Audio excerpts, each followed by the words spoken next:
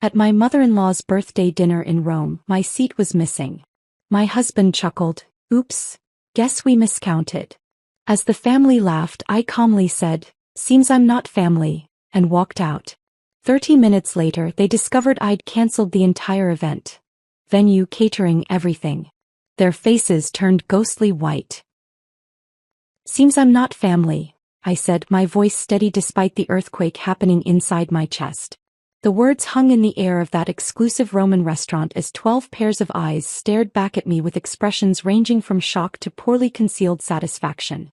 My husband Sean's light chuckle as he'd said, oops, guess we miscounted, still echoed in my ears as I turned and walked away from the table where there was no chair for me. The humiliation burned through my veins as I exited the restaurant, but not a single tear fell. Instead, I felt an eerie calm take over as I pulled out my phone and opened the event management app I'd built my career on. I had 30 minutes before they'd realize what I was doing, and that was more than enough time. Before we begin, I want to take a moment to thank each of you for being part of this incredible journey. Sometimes the most powerful moments come when we finally recognize our worth. If you've ever felt like an outsider looking in, this story might resonate with you. Before we witness Anna's journey from Boston's premier event planner to a woman reclaiming her dignity in Rome, hit subscribe to join our community of readers who appreciate stories of self-discovery and unexpected strength. Now, let's step behind the curtain of a marriage built on appearances. My name is Anna Morgan Caldwell. 5 years ago, I was just Anna Morgan, the founder of Elite Affairs, Boston's most sought-after event planning company. I'd built my business from the ground up after putting myself through business school. Every elegant gala, every perfectly executed corporate gathering, every society wedding in Boston had my invisible fingerprints all over it. My reputation for discretion, attention to detail, and ability to pull off the impossible had made me the go-to planner for the city's elite. That's how I met Sean Caldwell at the charity gala I organized for the Boston Children's Hospital. Tall, with perfectly coiffed dark hair and a smile that crinkled the corners of his eyes, Sean had the easy confidence of someone who'd never worried about money. He was charming in that practiced way of men born into privilege, but there was something genuine in his interest in my work. So you're the wizard behind all this? He'd asked, gesturing to the transformed ballroom of the Four Seasons. My mother has been trying to figure out who to hire for her charity function next month. I think I just found her answer. One job led to another, and soon I was regularly planning events for the Caldwell family. The Caldwells were Boston aristocracy with old money that traced back to shipping and railroads. They had that particular brand of wealth that didn't need to show off. It was evident in the subtle quality of everything they owned, the ease with which they navigated their world. Our romance began 6 months after I started working for his family. Sean pursued me with the same determination he brought to his work at the family's investment firm. There were warning signs, of course. The way his mother, Eleanor, looked at me with barely concealed disapproval when Sean first introduced me as more than his event planner. The casual comments about my humble beginnings. The surprise in people's voices when they discovered I was dating a Caldwell. You've done well for yourself, Eleanor had said during our first dinner together as a couple, her smile not reaching her eyes. Self-made success is so American. I ignored these signs because I was falling in love with Sean. He seemed different from his family, more open-minded, less concerned with lineage and status. When he proposed 11 months after our first date, I said yes despite the nagging feeling that I was entering a world that would never truly accept me. The wedding was, naturally, the social event of the season. I planned much of it myself, unable to trust another planner with my own wedding. Eleanor had opinions about everything. The venue wasn't traditional enough, the menu too adventurous, the guest list missing key society names. I compromised where I could, held firm where it mattered to me. Sean played peacemaker, but I noticed he rarely contradicted his mother directly. After the wedding, the undermining became more systematic.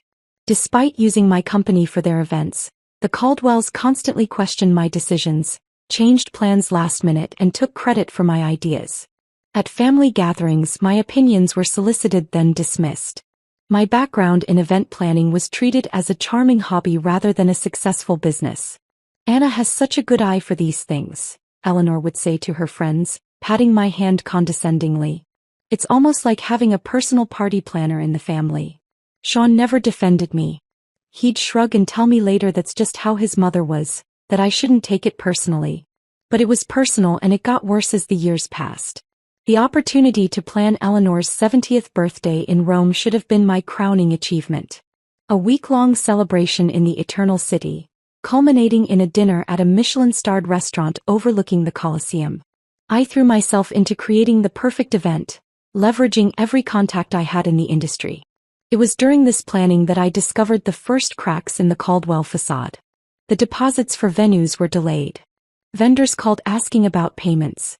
When I mentioned it to Sean, he brushed it off, saying the family accountant was just being cautious with international transfers. But I saw the statements accidentally left open on his laptop. Investments gone bad, properties mortgaged to the hilt, lines of credit maxed out. The Caldwell fortune was dwindling fast. Still, I kept planning, using my own company's credit line to secure deposits when needed. I told myself it was temporary, that Sean would explain everything once the birthday celebration was behind us. Then came the morning of our flight to Rome. Sean was in the shower when his phone pinged with a message. I never checked his phone, I'd always respected his privacy. But something made me look that morning. The message preview from V was clear on his screen. Can't wait to see you in Rome. Have you told her yet? My fingers moved without conscious thought, opening the message thread with Vanessa Hughes, Sean's college girlfriend. The woman his parents had always adored. The woman they had expected him to marry before he met me. The messages went back months. Plans made. A future discussed. And yes, a baby, their baby, due in 4 months. I took screenshots, forwarded them to myself, then deleted the evidence from his phone. I packed my bags, plastered on a smile, and boarded the flight to Rome with my husband and his family. Now, standing outside that restaurant in Rome, I made my choice. I wouldn't confront Sean before the dinner. I would let events unfold. And when they did, I would be ready. Our flight landed at Fiumicino Airport just as the golden Italian sunset painted Rome's skyline. I'd arranged private transportation for the entire Caldwell entourage. Sean's parents Eleanor and Richard, his sister Melissa with her husband Grant, his brother Thomas with his wife Claire, and 2 sets of aunts and uncles.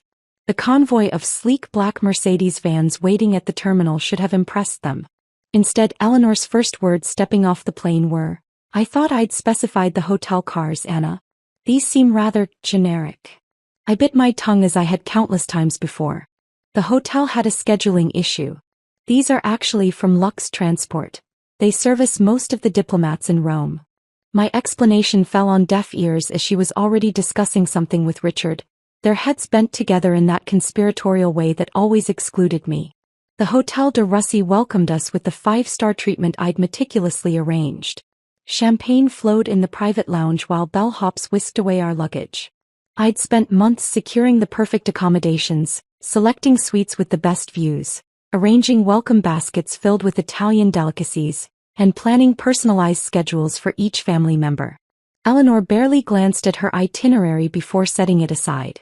"We'll just play it by ear," she said, waving away weeks of careful planning. "The family knows Rome quite well." Our suite was magnificent. A terrace overlooking the Spanish Steps, fresh flowers in every room, and a bottle of Sean's favorite Barolo breathing on the sideboard. But the moment we entered, Sean's phone buzzed and he stepped onto the terrace, speaking in hushed tones. "Work?" I asked when he returned. "Just some investment issues," he replied, not meeting my eyes. "Let's get ready for dinner." The welcome dinner I'd planned at a charming trattoria in Trastevere became the first clear sign of my exclusion. Somehow, the seating arrangement shifted just before we arrived, and I found myself at the far end of the table, separated from Sean by his cousin and aunt. Throughout the meal, inside jokes flew across the table, stories of previous family trips to Italy from which I'd been absent. When I attempted to join the conversation about the week's planned activities, Melissa interrupted. "Oh, Anna, we've actually decided to do some family shopping tomorrow instead of the Vatican tour." "Family shopping?" I asked.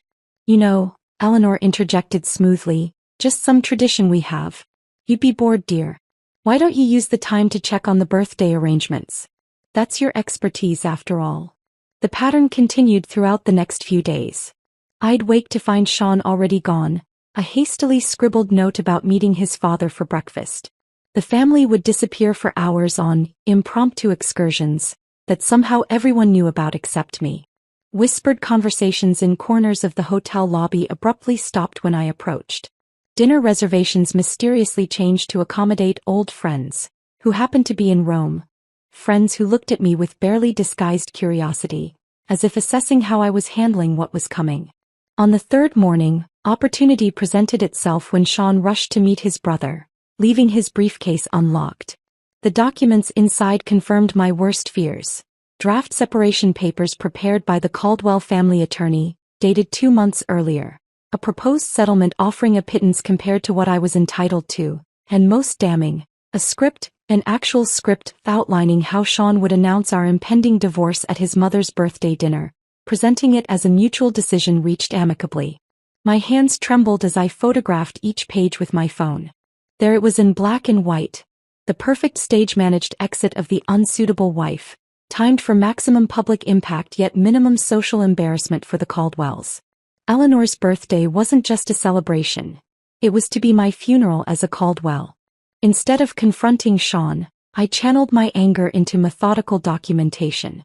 Each day I made excuses to return to our suite alone, searching for more evidence. I found bank statements showing massive withdrawals to offshore accounts. Email printouts discussing the liquidation of assets before the situation becomes public. A handwritten note from Eleanor to Sean. Once this unpleasantness with Anna is behind us, Vanessa will be welcomed back properly. My professional mask remained firmly in place as I continued overseeing the birthday preparations. I confirmed floral arrangements, met with the restaurant manager, approved the custom menu cards, all while collecting digital breadcrumbs of the Caldwell's financial house of cards. When anyone asked why I seemed distracted, I blamed last-minute event details. In reality, I was building my arsenal. The morning of Eleanor's birthday dawned bright and clear. I woke early, slipping out of bed without disturbing Sean. The day's schedule was packed: a private morning tour of the Borghese Gallery, lunch at a vineyard outside the city, then returning to the hotel to prepare for the evening's grand dinner. As the event planner, I needed to arrive at the restaurant early to ensure everything was perfect. I was in the hotel's business center, printing final confirmations, when I overheard Eleanor's voice from the adjacent concierge desk. The dividing wall was thin and her imperious tone carried clearly. "There will be 12 seats, not 13, she instructed someone over the phone. "I don't care what the original reservation says. The seating chart I sent is final." Pause. "Then, no, that won't be a problem. The arrangement has been discussed with my son. His wife will not be staying for the dinner. A family matter, you understand. No need for questions when she leaves." My blood turned to ice as the pieces clicked into place. The missing seat wasn't an oversight or last-minute adjustment.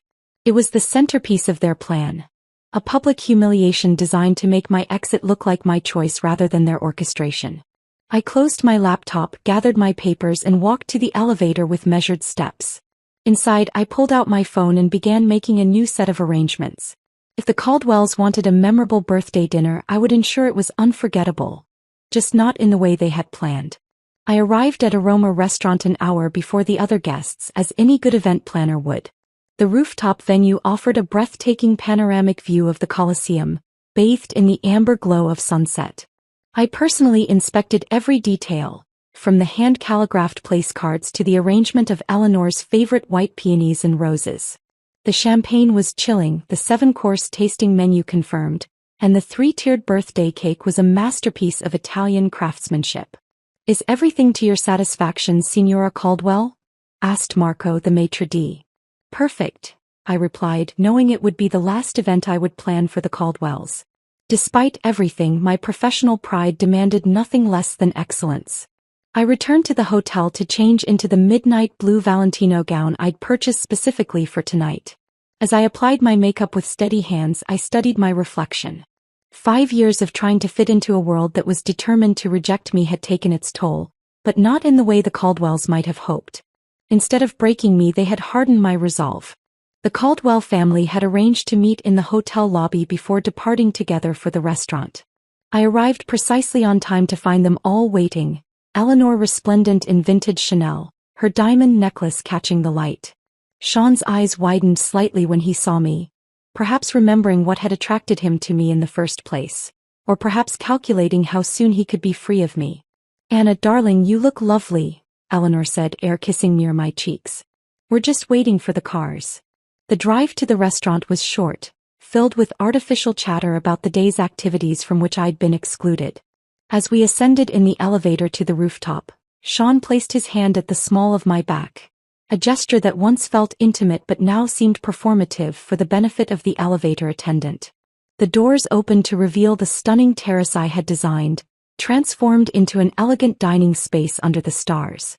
The Colosseum stood illuminated against the night sky, a testament to both grandeur and the inevitable fall of empires. How fitting. Eleanor entered first, greeted with enthusiastic applause from waiting family members. One by one, everyone moved toward the large round table I had specified, a table that should have seated 13. I followed behind Sean, who moved purposefully toward his assigned seat next to his mother. I approached the spot where my place card should have been, only to find nothing. No chair, no place setting, no acknowledgement that I existed. For a moment I stood frozen, the perfect tableau of confusion. Around me, conversations continued as everyone settled into their seats, studiously avoiding my gaze. The wait staff, who had confirmed the seating with me just hours earlier, looked uncomfortable but remained silent. "Is something wrong?"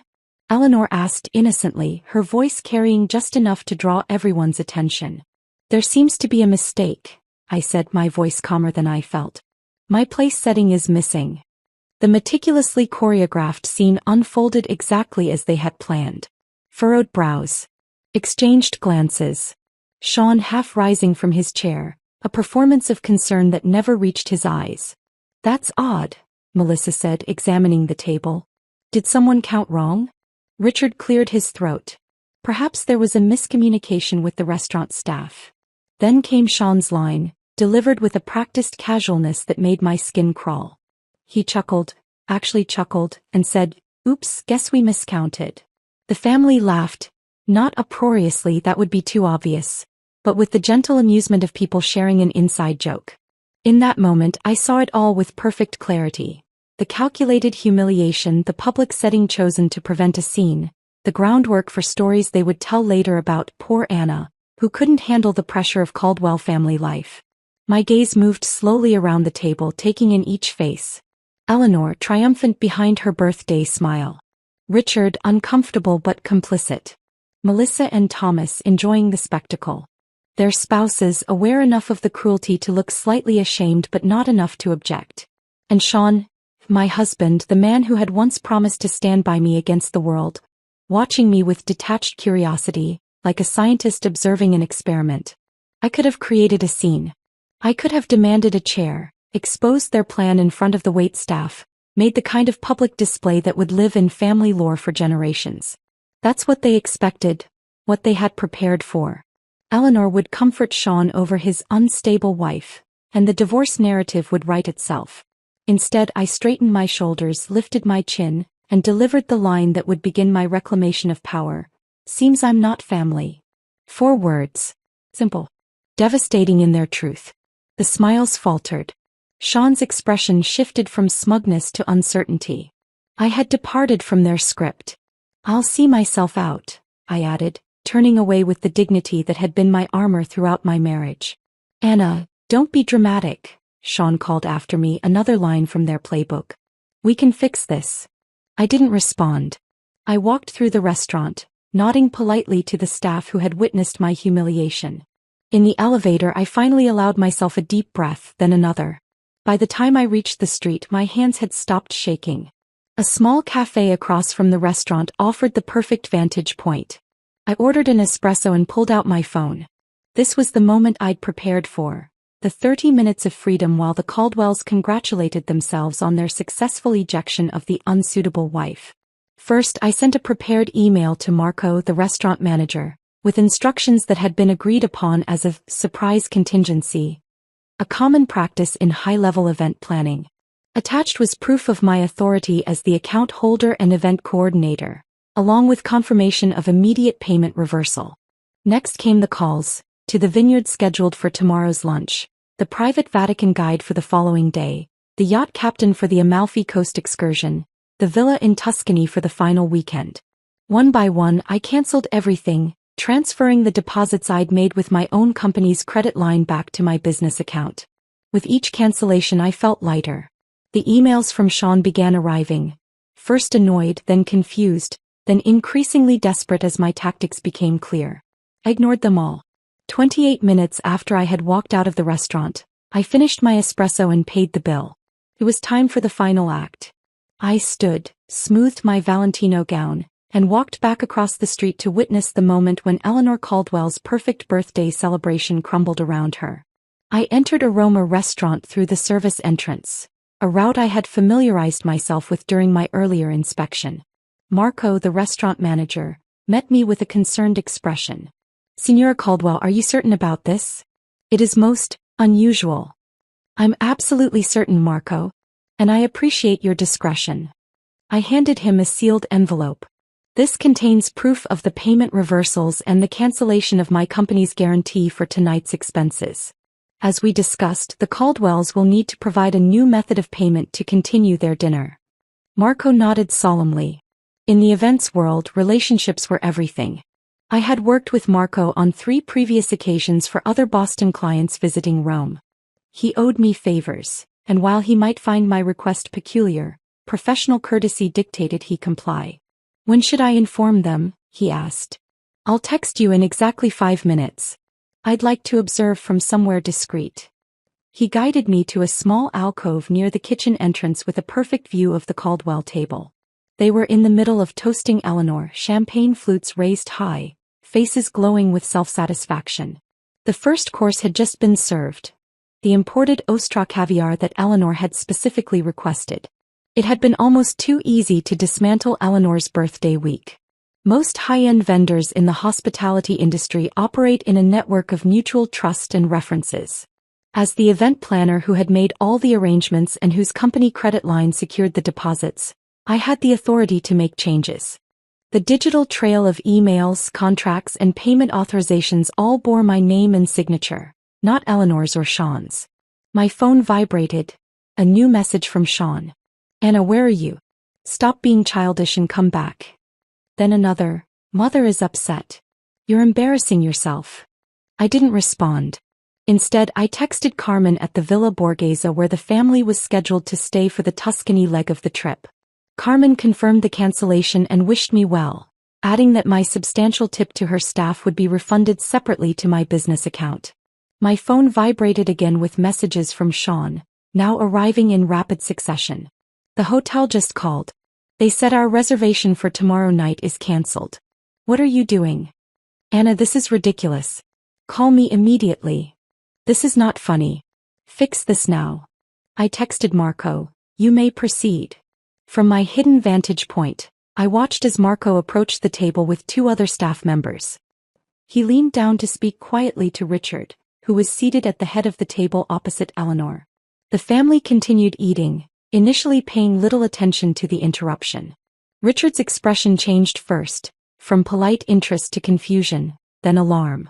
He pulled out his wallet, speaking more animatedly to Marco. The manager shook his head apologetically, showing Richard something on a tablet.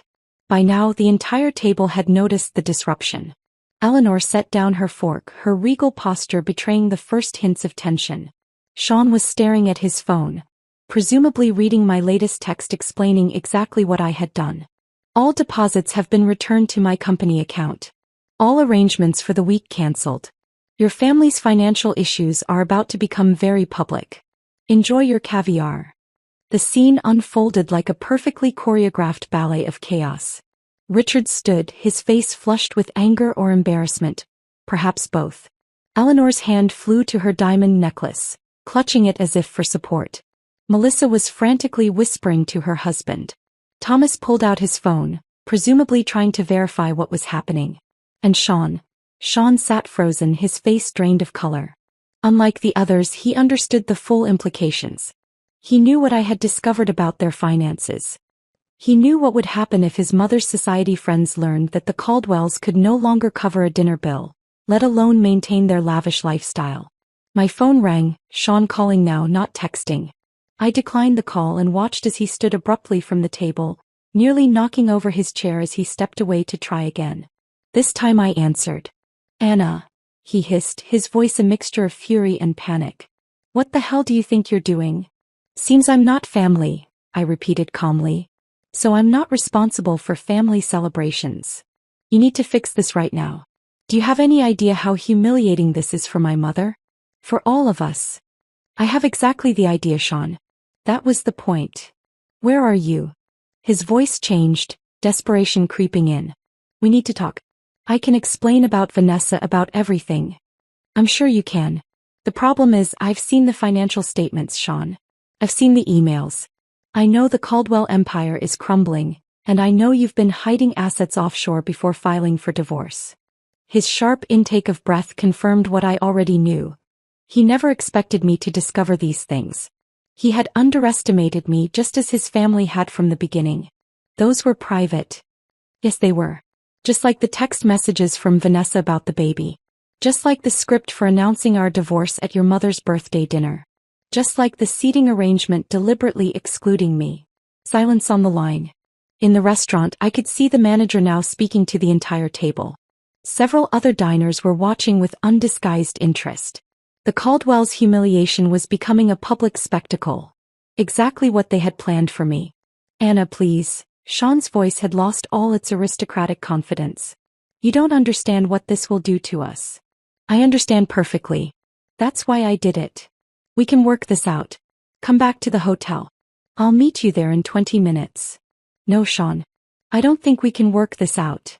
I ended the call and stepped out from my hiding place. It was time for my final appearance as a Caldwell. As I approached the table, 12 pairs of eyes turned to me. Some angry, some fearful, all disbelieving.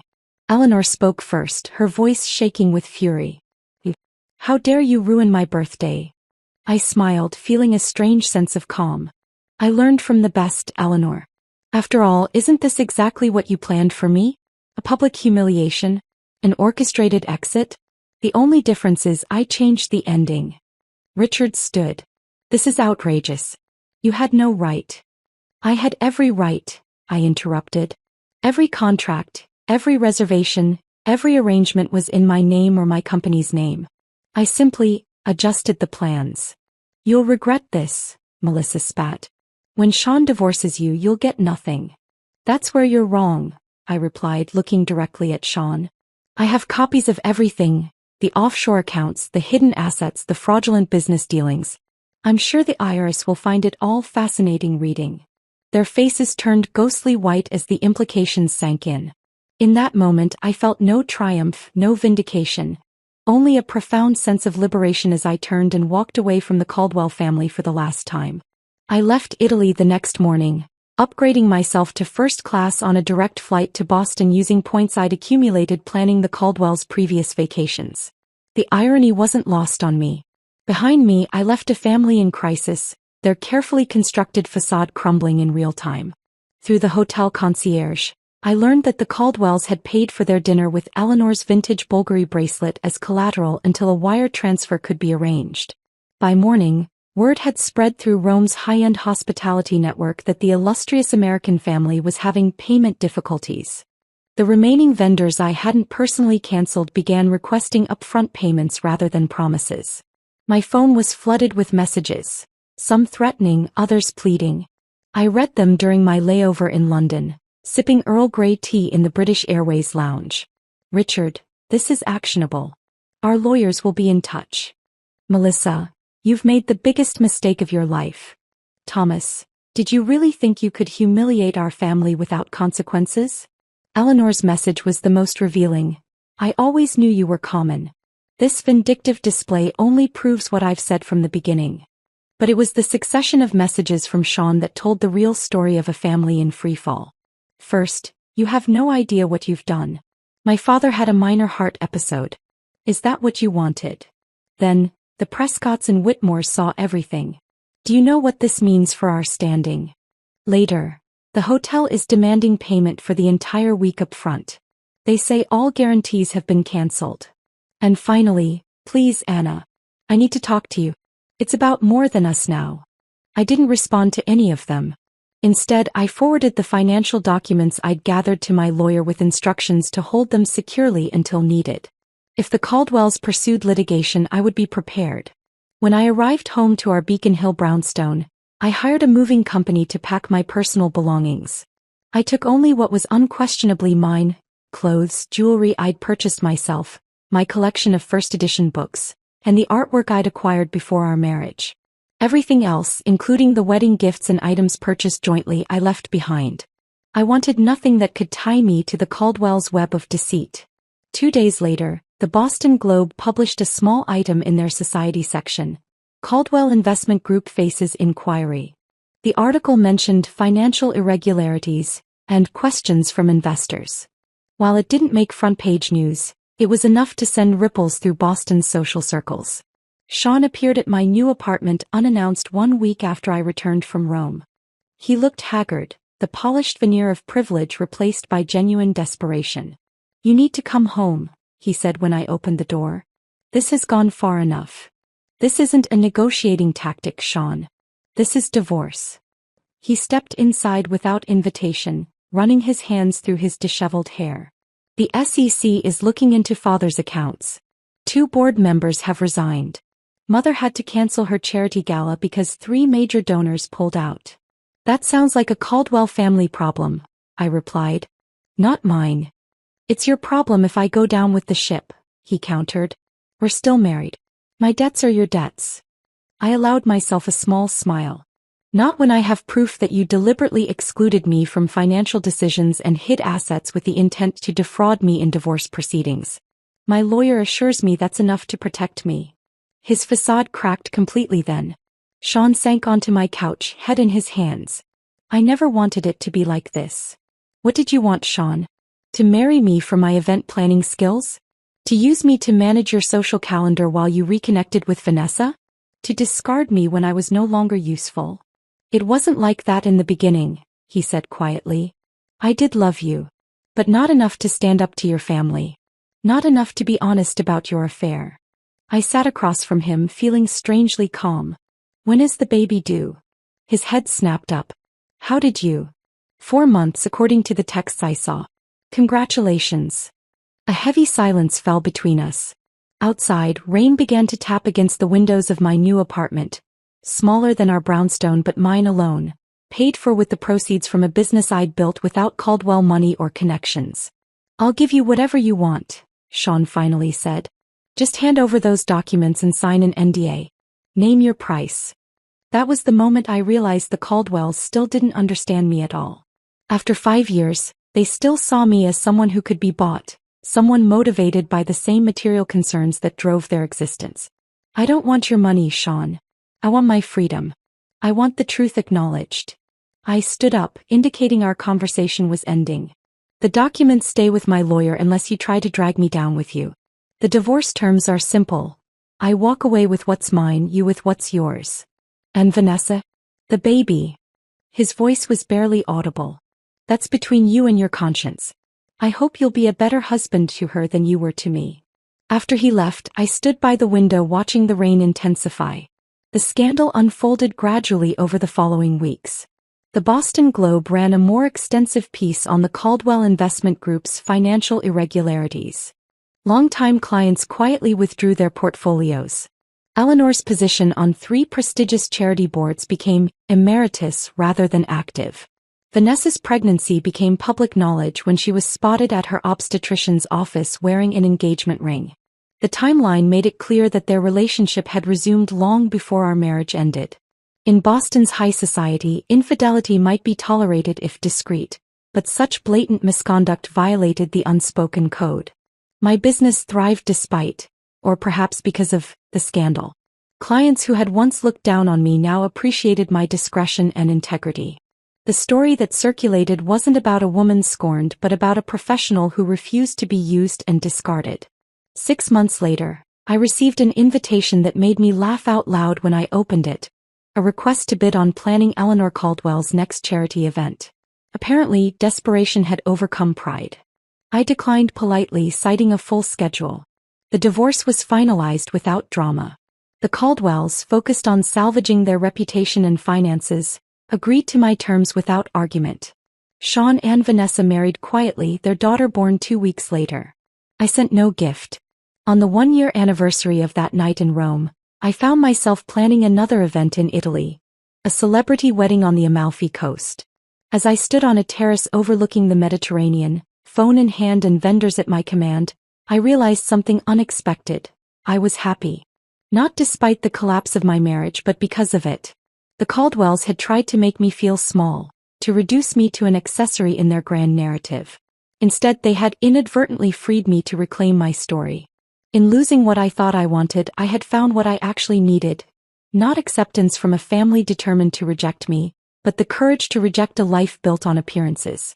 I raised my glass to the setting sun, toasting the missing chair that had shown me exactly where I belonged.